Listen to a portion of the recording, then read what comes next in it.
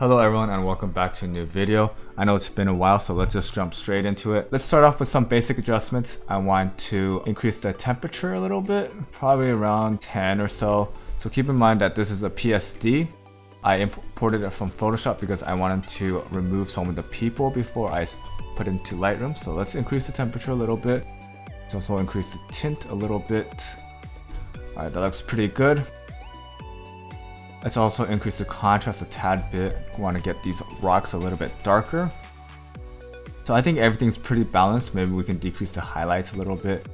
Kind of overexposed up here in the rocks a little bit. So maybe around 30 would be good. Alright, the shadows look pretty good. We can maybe raise them a little bit. We're going to add in a little bit more contrast later. You can see these rocks look kind of flat right now. So we're going to just add some shadows right now. And then we're going to add contrast in the tone curve. Alright, for the whites, we can probably decrease this. Overall, we can make it a little bit more contrasty. And let's decrease the blacks a little bit as well. You see, these dark areas really come out when you decrease the blacks. Alright, for the texture, we can probably increase this a little bit. Right, get some texture of the rocks out. You can also increase the clarity, not too much though. So you look at if you increase it by like 40 or so.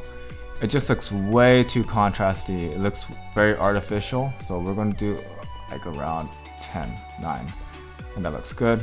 I'm also going to increase the vibrance a little bit. And that looks pretty good. Moving on to the tone curve, I definitely want to bring in the shadows a little bit, make them more pronounced. I'm going to hit this right here, point curve, and I'm going to create an S curve.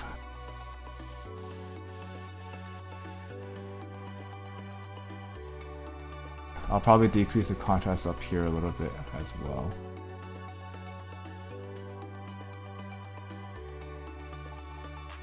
Alright, so for my color, let's see what happens if I shift the oranges. It becomes too red, I think. So maybe if I go only -5.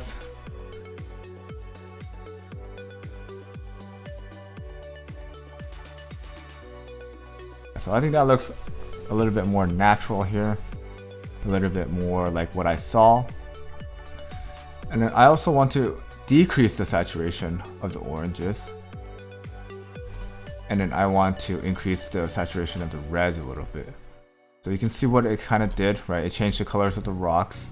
Alright, and then for luminance, I want to actually decrease the blues, right? My whole objective here for this image is to make sure that the sky is not too boring, right?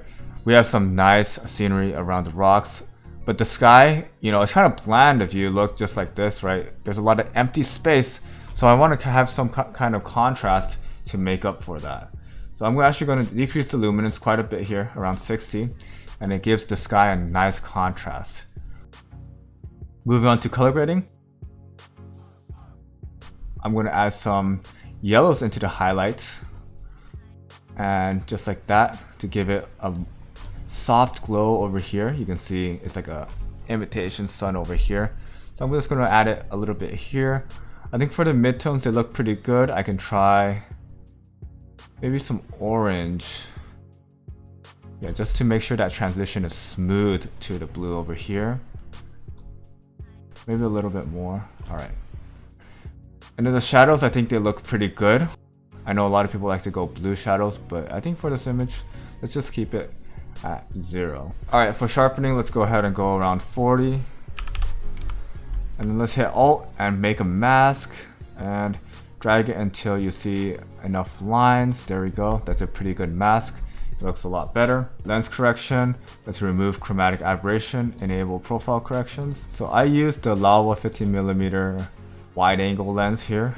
And I don't think it does much. Yeah, it just corrects a little bit distortion. And that's it for our basic adjustments. Now we're going to move on and talk a little bit about range masks. So I'm going to use the graduated filter. Go ahead and click the graduated filter.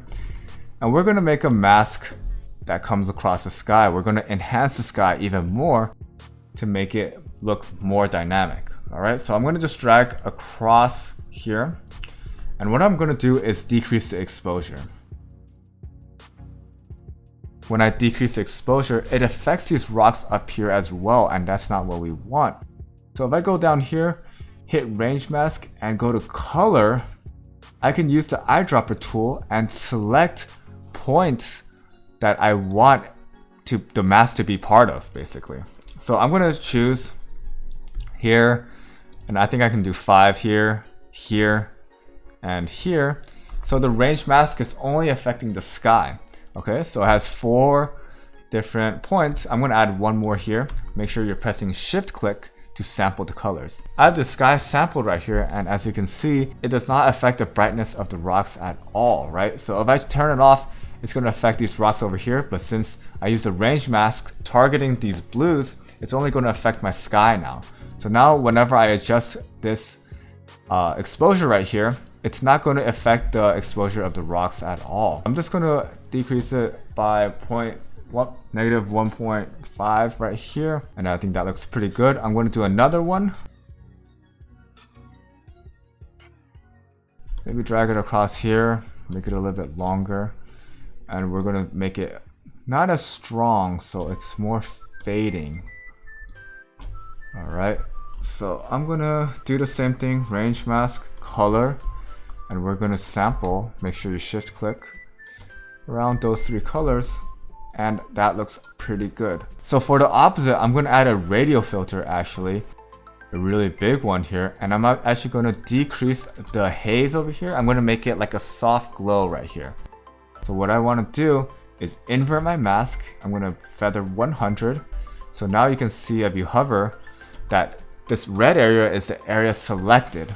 So what we're going to do is actually we're going to decrease the clarity, we're going to decrease the texture, and we're going to make a range mask right here. So color, we only want the sky being affected, okay? So here, here, here, here, okay? See, immediately you can see that the effect is not over these orange rocks anymore. So we can also increase the exposure a little bit, give it a little bit warmth, and some tint. Maybe not too much tint. Alright, and we're going to boost the whites a little bit. Alright, so that's how it looks. I think that looks pretty good. So you can see before and after. Before and after.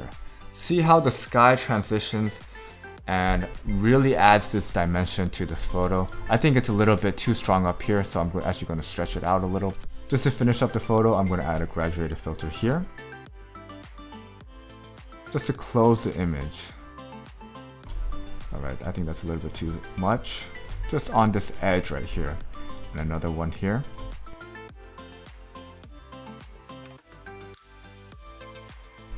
I think it's a little bit strong right here as well. I'm going to drag it towards the corner to make it fade a little bit more. I think that looks pretty good. Maybe we can even add a radial filter here to maybe increase the exposure. So make sure we always invert and feather it all the way. Right, so I'm going to maybe decrease the clarity, make it a little bit hazy.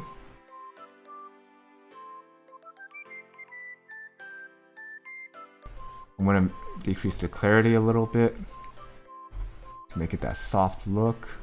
Decrease the contrast as well. I'm going to boost the white, boost the highlights. Make this a little bigger. That's basically the edit for this photo right here. Some pretty simple edits, but I think it made a huge difference. You can see that the sky is so different. Here's before and here's after.